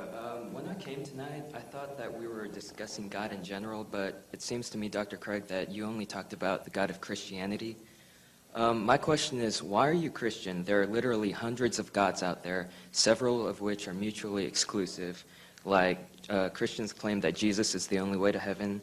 Muslims claim that Allah is the only way to paradise. Zoroastrians say the same thing about their religion. Right. All of these religions, more or less, have just as many devout followers as you, or at one time had. And all of these religions have doctrines similar to the Bible, which can be used to disprove the other doctrines wrong. And also, all of these religions provide quick and easy answers to issues such as the origin of the universe and the afterlife, without using faith as a reason, because all of these religions require faith. Why do you assume that your religion is the only one that's right? Well, I don't assume that Christianity is the only one that's right. I try to give evidence for that. And my evidence would be the person of Jesus of Nazareth. When you look at the personal claims that Jesus of Nazareth made to be the revelation of God the Father, the only revelation of God to mankind, and he authenticated this by his resurrection from the dead, these are historical claims that can be investigated using the ordinary tools of historiography and ancient history. Just as and they when can for Muhammad. Just no, as they no. can for the Buddha. Oh, not at all. When I did my doctoral work in Germany, I made Islam my side area of expertise that I was examined in. And when you compare, for example, what the Quran has to say about Jesus, it incorporates demonstrably legendary elements into the story that came hundreds of years after the events. The Quran was written down 600 years later by a man who had no first-hand acquaintance at all with the New Testament, compared to documents which are indisputably from the first century, written during the lifetime of the eyewitnesses by the first generation after the events. And I think that there is no doubt that when you assess it by purely objective historical standards, the New Testament documents come out head and shoulders above something like the Quran when it comes to an account of the life of Jesus of Nazareth. So I would just invite you to look at the historical evidence for the resurrection of Jesus and see if this man might not have been telling the truth. I think that he was. But what the Quran says about Muhammad is just as believable as what the New Right. Testament says. I don't deny the facts about Muhammad. A question for Dr. Atkins. Yes, I have a question for Dr. Atkins. Dr. Atkins, at the very beginning of your opening statement, you admitted that the task for the atheist to establish his position as the truth is to explain absolutely everything of the body as well as the spirit, the entirety of the physical universe and our own nature, both inside and out. And you admitted that at this point in time, science can't do that. You have asked us repeatedly throughout the evening to give science a chance. Isn't it true that Christians and other theists are quite willing to let scientists explain what science really can explain, but that we maintain that your position is an irrational faith that somehow human intellect is omniscient, or at least potentially omniscient, and even omnipotent in some respect, and that you have enormous faith in your own mind and your own ability to explain everything, and in science to do that which the vast majority of humankind for its entire history has recognized cannot be explained in such a way. Don't you have much more faith in your science than Christians do or other theists do in their God? No. I think you have more faith in your God than I have in my... a more vacuous faith, as it were, in your God than I have faith in science. I think that what you have to do is to judge the progress of science over the last 300 years, or if you like, really since it's really been serious science since the turn of the 20th century, the beginning of the 20th century. And you can see the extraordinary progress that has been made. It's made more progress in 100 years than religions have made in 5,000 years. And there's every reason to suppose that it's not yet stopped razor will go on slicing through the fabrics of the heavens and account for everything there is in the world. And the principal point is that it will do it with the prospect of human comprehension that you and I will be able to understand the answers that it comes up with, just as we are understanding what it's currently training us to see as the nature of the world, and moreover that it will do it this side of the grave. Now, any system of knowledge, of understanding, of comprehension, which says you'll understand it when you're dead, is an evil distortion of what it means to understand But no one has made that claim. I think it's important tonight to see that this is not a debate between science versus religion. I'm excited about scientific progress, as are you, because it's been during this century that we've discovered things like the origin of the universe, the fine-tuning of the initial conditions of the universe for intelligent life. It seems to me that it is the very progress of science which is pointed toward God. We have 2 questions backed up here. Dr. Craig, I take exception with your first cause leap of reason from the universe has a cause and therefore that cause is God. Where did you make that leap that the cause must be God? There could be a number of things we can't even conceive yet. Okay. I dealt with that in some detail in my first speech because I realized this would be a major issue dividing us tonight. I argued that the origin or the cause of the universe must be uncaused, timeless, changeless, immaterial, personal, and have an unimaginable power. And basically the reasoning behind that is because as the cause of space and time, this being cannot itself be in space and time.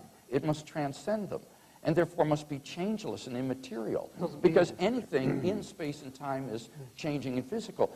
That's where Dr. Atkins' scenario, by contrast, is self-contradictory.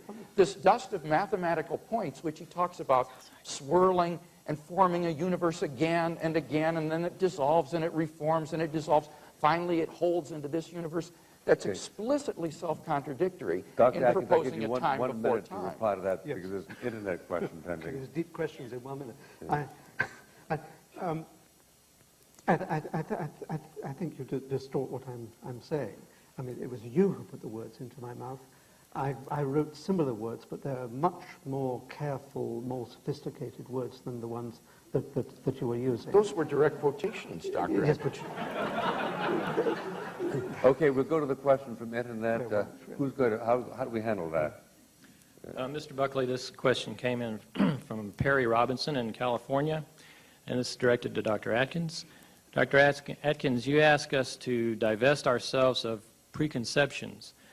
Does this include the epistemological preconditions of all rational thought? If so, how then does one proceed? If not, what criteria do you use to determine what preconceptions we should start with?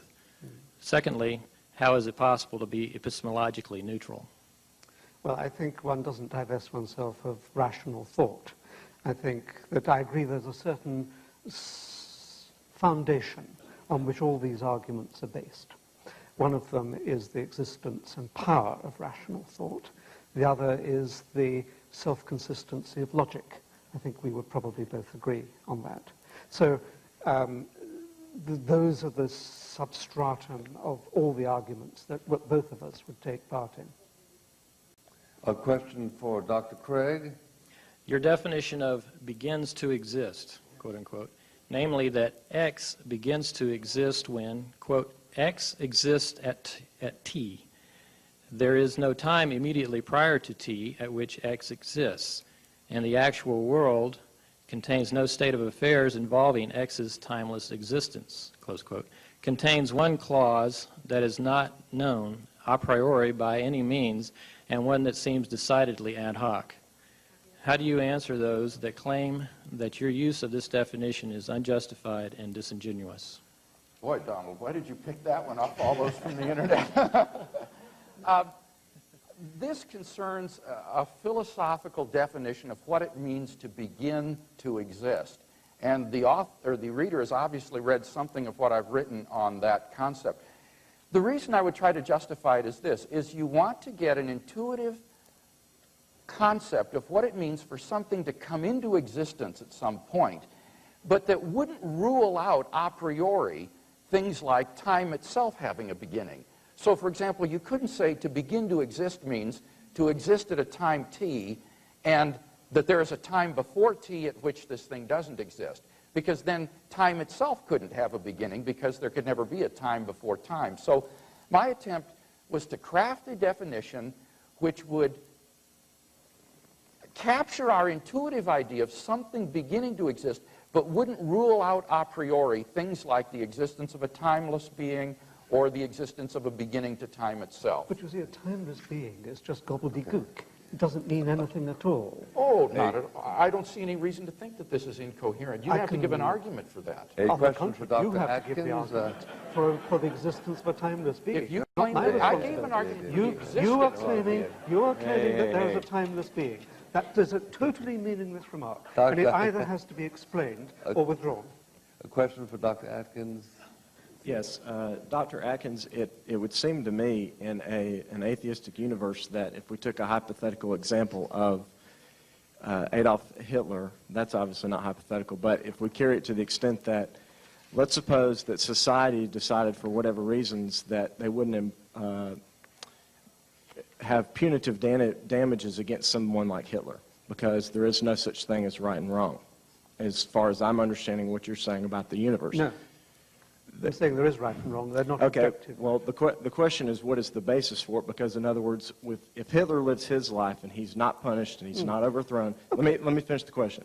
If Hitler lives his life and he's not punished and he's not overthrown, and Mother Teresa lives her life and she goes through and they both die, in your universe, as I'm understanding it, there's no difference between the two of them when they die. There's no such thing as real justice in the universe because, in your scenario, well, there isn't justice in the universe, really. I mean, it's a justice-free world.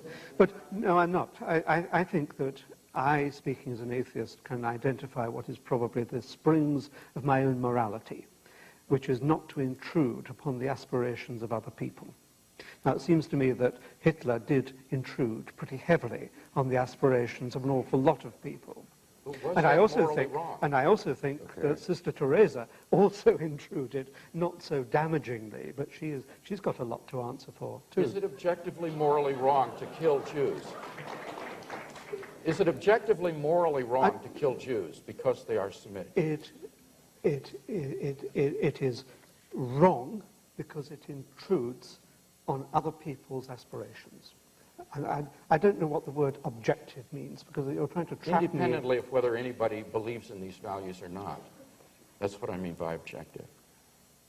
It seems to me, on your view, you simply have to say this is a way that the evolutionary genome of the Homo sapiens species propagates itself, but there's nothing really wrong with killing Jews. Well, I think if you were to turn that into caterpillars and wasps, then they kill each other, and they don't have qualms about it. Right. It's just because we have an intellect that can analyze what is really involved in killing the Jews. And we find it repugnant because it's an intrusion into their liberties, thwarting of their aspirations. It's doing something that we wouldn't want to be done to ourselves. It's all those things. Good and evil is a whole complex of responses and behaviors which we, being conscious beings, can judge the consequences of. Dr. Atkins, Dr. Craig, ladies and gentlemen, excuse me, I've been told to make a few closing remarks because we have to cut out exactly at 3 minutes and 35 seconds. I want to thank the principals very much for their enlightening and impassioned contributions, and to thank you all, and especially you over there who are so annoyed by my partisanship. My role is a little bit difficult here, so what can I say that is consistent with the role of the moderator? Well, I do remember that Mencken was once asked, what if after he died, he all of a sudden found himself in the company of angels? Well, he said, I guess I would say, I was mistaken. Now, I don't know whether it is a part of the faith of atheism to acknowledge the possibility of being mistaken. But I do think that the arguments tonight do strengthen the relative moderation of one position over against another. I think I heard Dr.